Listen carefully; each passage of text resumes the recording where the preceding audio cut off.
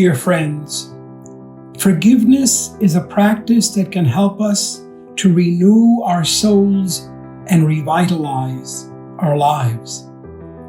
Forgiveness is the gentle releasing or letting go of all negative, destructive, disparaging feelings associated with someone or something that has harmed us. Without forgiveness, we can become prisoners of resentment, bitterness, anger, hostility, animosity, and in some cases, even rage and hatred. Without forgiveness, our inner landscape is filled with places that are dark, rough, painful, even dead. Forgiveness liberates us from the emotional chains that bind us to those who have caused us pain and harm. Forgiveness frees us from the past and opens our lives to the grace of the present moment and the remarkable promise of the future. Forgiveness heals the heart, frees the mind, enlivens and renews the soul. Forgiveness is a powerful path to wholeness. Not only do the great wisdom traditions agree with us, today medical science has also found the power of forgiveness. In his book, Forgive for Good, a proven prescription for health and happiness, the psychologist Fred Luskin writes, in careful scientific studies, forgiveness has been shown to reduce depression, increase hopefulness, decrease anger, improve spiritual connection, and increase emotional self-confidence. Nonetheless, before we begin to explore the path of forgiveness, let me say a few words about what forgiveness is not. Forgiveness is not easy. It demands a consistent willingness to do hard inner work. Forgiveness is not quick.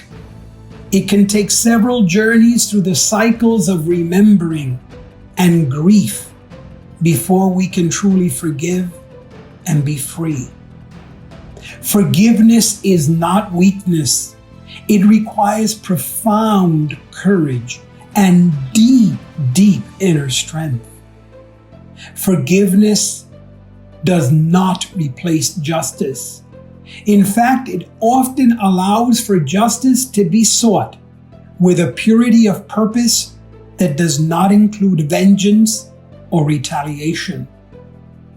Finally, forgiveness is not forgetting. It involves a fearless remembering of hurt and pain. According to the Book of Forgiveness by Bishop Desmond Tutu, there are 4 roads we must travel on the path to forgiveness. First, we must tell our story. We must be prepared to speak our truth. We must have the courage to share our story of hurt and pain. In each telling, there is a small letting go. In the telling of our story, there is a reclaiming of our dignity and our power. And we must tell our story for as long as we need to. How long is that? Only our heart and soul knows. So give them the dignity to speak. Second, we name the hurt.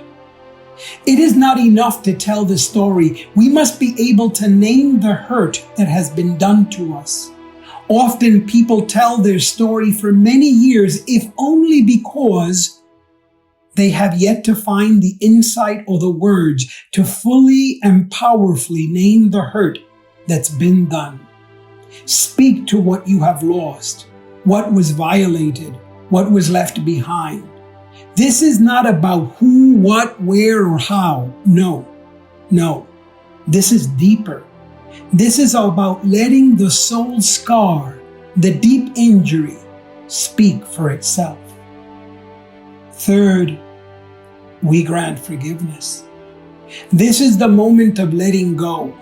This is when we finally feel ready to say, I forgive. This is when we make a personal commitment to gently let go of all the resentment, bitterness, anger, hostility, animosity, rage, and hatred we may be harboring in the deepest recesses of our soul.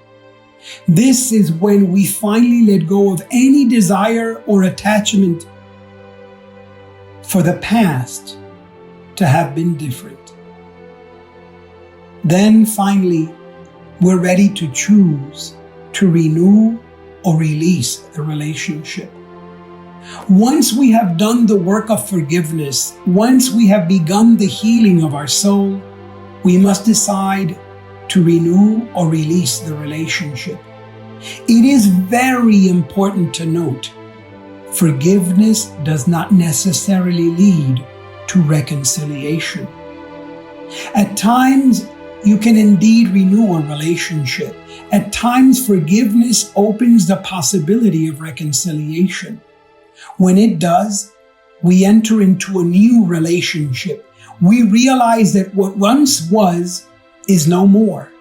We accept the death of the past and open ourselves to a new beginning. At other times, a relationship must be given up. Some people, some places, some things are toxic, even dangerous for our lives. We must be ready to let go of these, to hand them over to life as we reclaim the healing of our soul.